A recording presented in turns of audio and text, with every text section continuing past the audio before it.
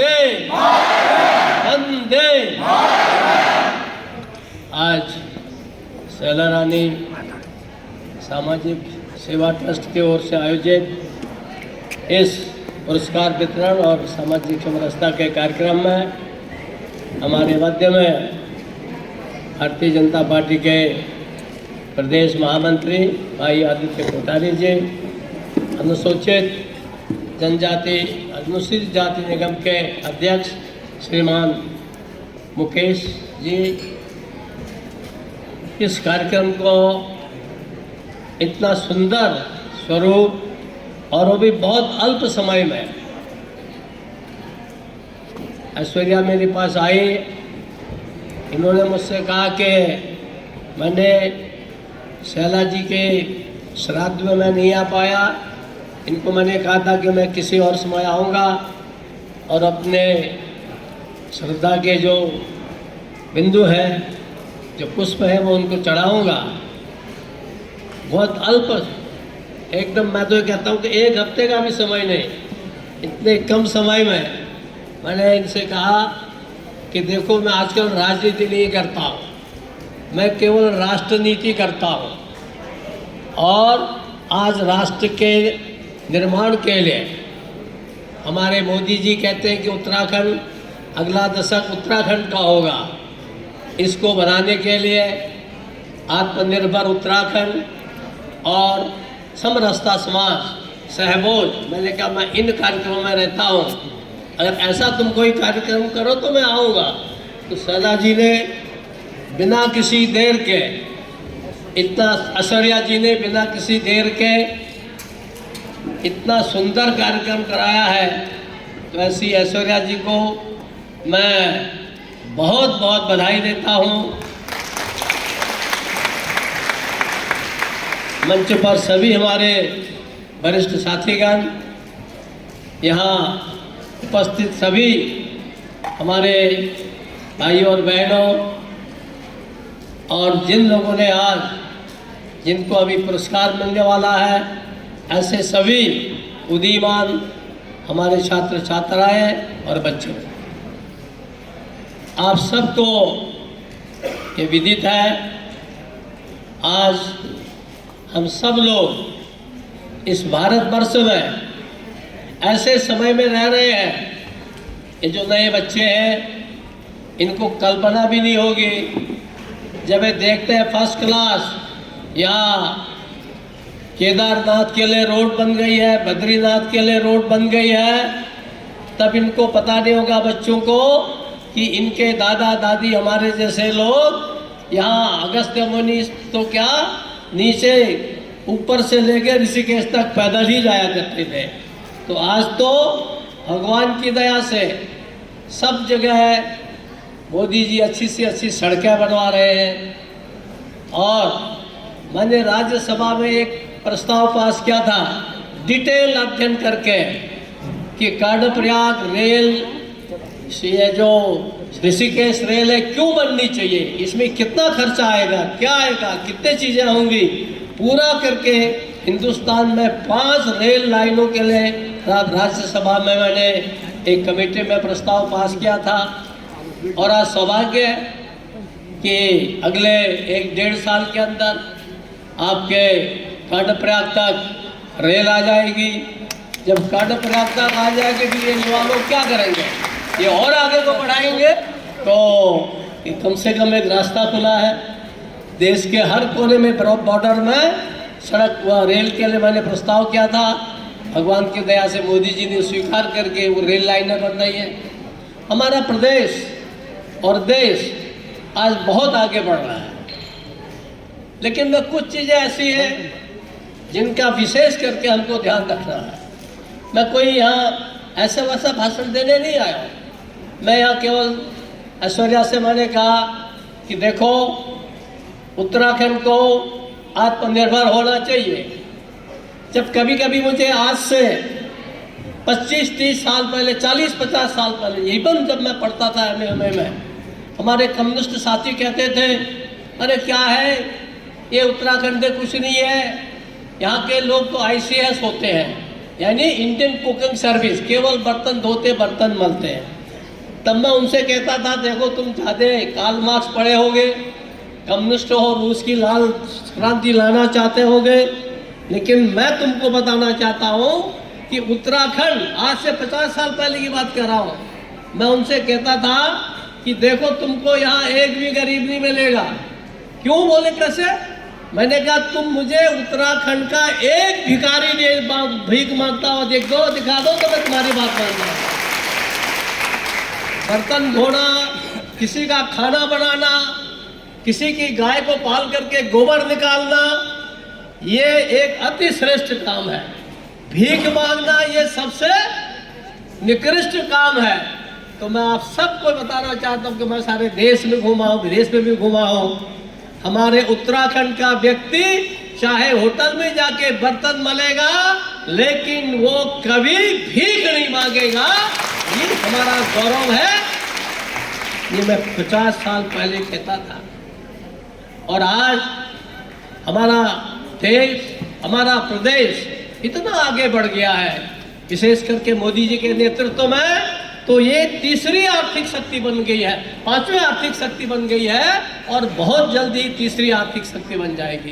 इतना विकास हो रहा है आपके प्रदेश में, उत्तराखंड में। मैं जगह जगह जाता हूं, लोग नौकरी मांगते हैं। अब नौकरी के लिए मेरे भाइयों बहनों,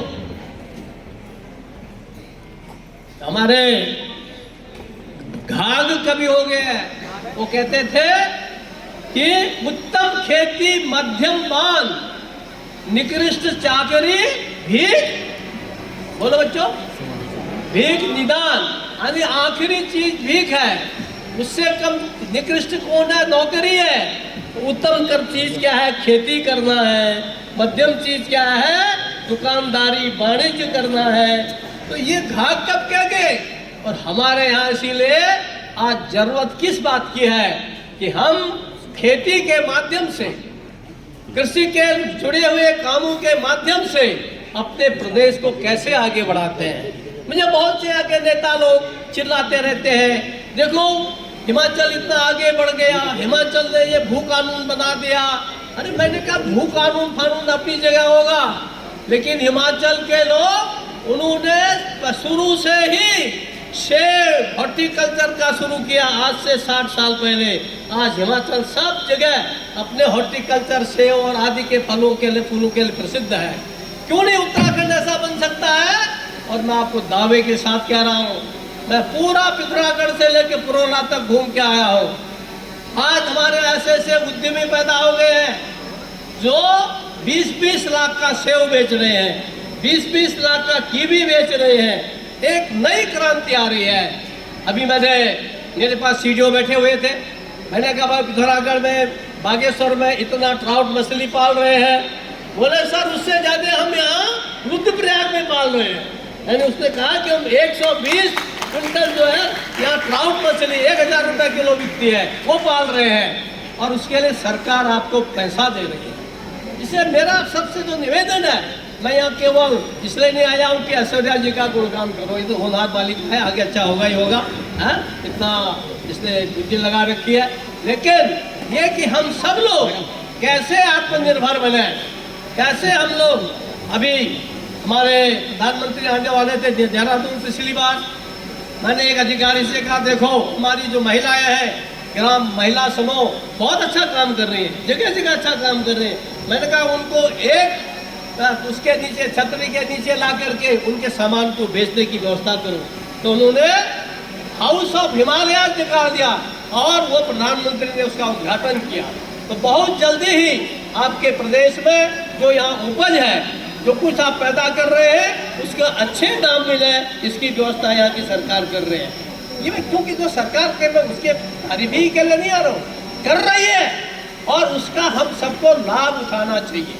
और दूसरी चीज, हम जो आज समाज के अंदर एक चीज मैं हमेशा देखता हूँ, मेरे पिताजी थे, उन्होंने आखिर तक अपने ही हाथ का खाना बनाया खाया। वाचस्पति पंडित आदमी, मेरे पिताजी ने आखिर तक, लेकिन जब मैं 8 साल का था तो मुझसे कह गए भगत सिंह तू सबके घर जा, सबके यहाँ खाना खा, आगे जमाना ऐसे आएगा।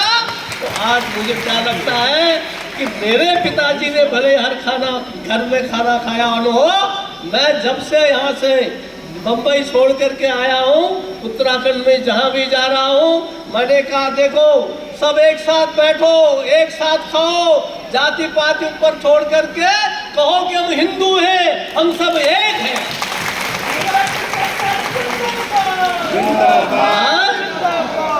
मुझे बहुत अच्छा लगता है, मैं जहाँ जाता हूँ लोग बड़े खुश होते हैं, मुझसे कहते हैं भाई आओ मिलो। और बहुत से हमारे अनुसूचित बस्तियों में जब मैं जाता हूँ और मेरे साथ सारे लोग आते हैं, मेरे तो गांव के हमारा पुजारी, हमारा जो गांव का पंडित है, उसने कहा भगत दा अब आप कह रहे हो, तो बोले मैं तो जो है अनुसूचित बंधुओं के घर में जाकर के उनकी भी जो है पूजा पाठ सब करूंगा, क्योंकि तूने कहा है इसलिए मैं करूंगा। क्योंकि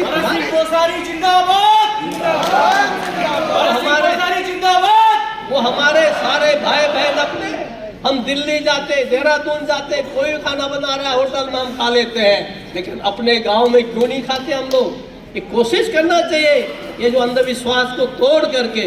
मैंने एक ही चीज कही जहाँ जाता हूँ, मैंने कहा एक चीज ध्यान रखना, पता नहीं यहाँ गढ़वाल में क्या कहते हैं, हमारे कुमाऊं में कहते हैं जिसको देवता आता है डगरिया कहते हैं, जिसको देवता आता है तो उसको छोड़ देना। वो कहता है कि मैं तुम्हारे हाथ का नहीं खा, तो कहेंगे तू अपने हाथ का खा, नहीं तो सिलसिला जैसा हो जाएगा। तो इसलिए मैं कहता हूँ वो उसका एक अलग महत्व, क्योंकि देवभूमि है, यहाँ हर जगह नहीं आता आदमी को देवता। मुकेश, हाँ, ये केवल उत्तराखंड में आदमी को देवता है, इसलिए तो देवभूमि है। तो उसका ख्याल रखना। और जो मंदिर के अंदर कोई भी हो, जो भी मंदिर के अंतरतम में प्रवेश करके पूजा करता है उसको छोड़ दो, बाकी सब आपस में मिलो खाओ, एक जैसा रहो, समाज समरसता आनी चाहिए। आज समाज में बांटने का काम हो रहा है, और हमारा सौभाग्य है हमारे देश में ऐसे प्रधानमंत्री है जो प्रयाग में कुंभ हुआ, और कुंभ के मेले में उन्होंने आखिर में हमारे जो स्वीपर बंधु हैं, उन स्वीपर बंधुओं के पांव छुए, पांव धोए। आपने कभी सुना कि कोई प्रधानमंत्री जो है अपना स्वीपर का स्वच्छता का पांव धो रहा है पानी से और अपने सिर में डाल रहा है? तो ये हमारे इसलिए कि हमको एक नए युग का भारत बनाना है, श्रेष्ठ भारत बनाना है, तो हम जाति